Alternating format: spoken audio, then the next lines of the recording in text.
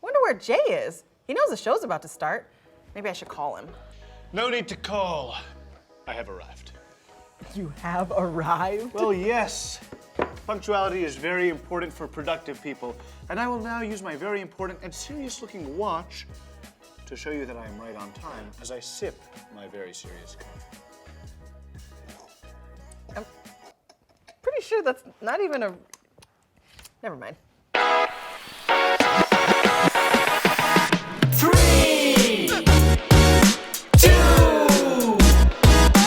1. Press play. I'm Emma. And I am Jay. Welcome, friends, to Press Play. It is a delight to be with you. Jay, what's going on? Why, what on earth do you mean? I'm just a useful and productive person, acting as such, drinking coffee, checking my watch, and reading my very serious business magazine. Jay, snap out of it. You don't have to do all these things to be a useful person. Oh, thank goodness. I mean, there's nothing even in this mug. This magazine is boring, and this watch, it doesn't even work. These sunglasses, well, they're kind of cool. What's going on? It's just that we visited your cousin Carlos, who works in a pit crew. He was so useful. And I thought, maybe I should be more like that. I mean, how's God ever gonna use this goofy dude? Are you kidding me? God's already using you. Don't you all love Jay? See, they didn't even respond. Oh, come on, everyone. Don't you love Jay? See? I don't know. We gotta fix this. You thinking what I'm thinking? I guess. 3, 2, 1, press play!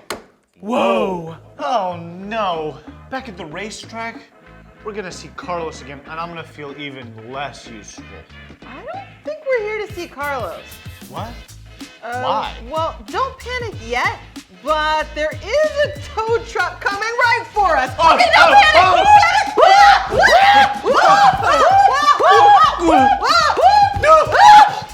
Watch out! Coming through! Luck has important things to do. Oh, sorry, did I get you?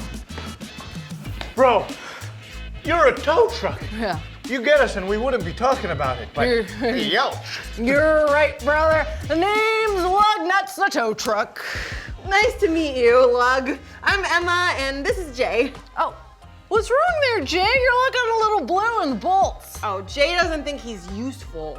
Oh, I have slicked that tire before, yes, sir. When I first came to the track, I was nothing but a beat-up pickup truck.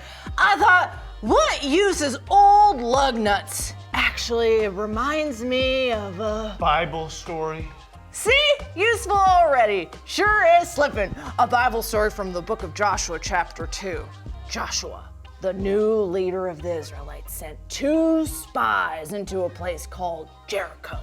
Evidently, they weren't very good spies because the king of Jericho found out about them right away. The spies hid in the house of a woman named Rahab. Oh, excuse me, friends! Lug nuts to the rescue!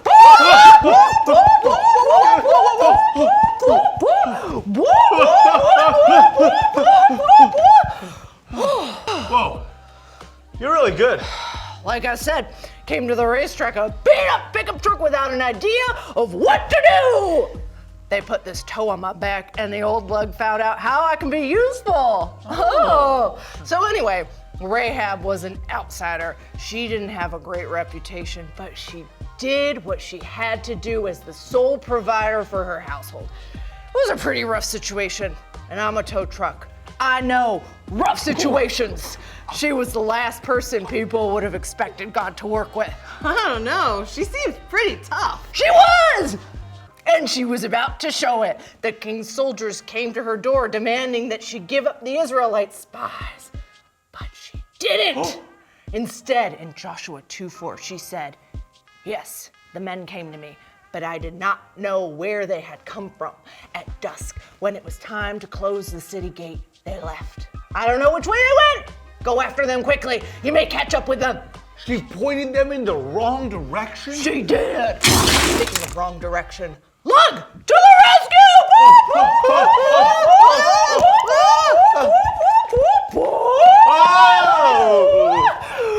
All right, where was I? Oh yeah, This was a very dangerous thing to do. If the spies were found in her house, she would be in as much trouble as a busted bumper on a Buick. But Rahab knew the spies were Israelites. She knew they worshiped the true God, and she knew that God was fighting for them. She knew that their being meant Jericho was doomed. Whoa, she was tough and smart. Yep!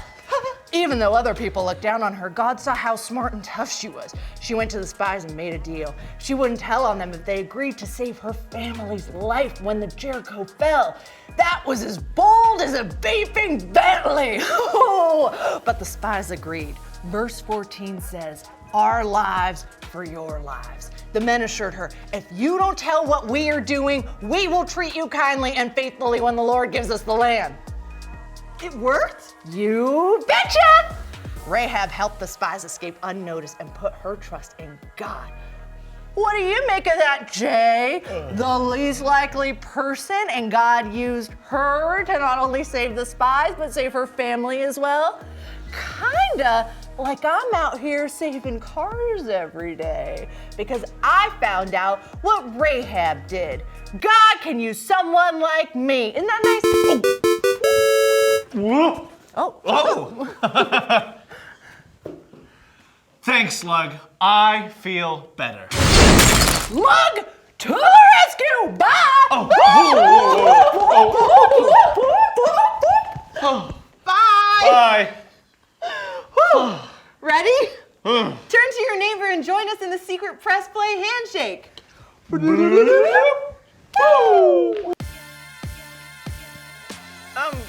Jay, what are you doing? I gotta shake the serious off so that God can use someone like me. Okay, whatever you need to do. Well, friends, we pressed play and ended up back at the racetrack. This time we met Lug Nuts, the tow truck. He told us his story and the story of a woman named Rahab. She was the least likely person for God to work with, but God did, and she saved the lives of the Israelite spies and her family. Rahab's story reminds us that God can use someone like me. Now it's time to drop the verse. Here we go. Are you ready to drop the verse? Tell him, Emma. Here we go, here we go, here we go, here we go right now. Let us hold unswervingly to the hope that we profess.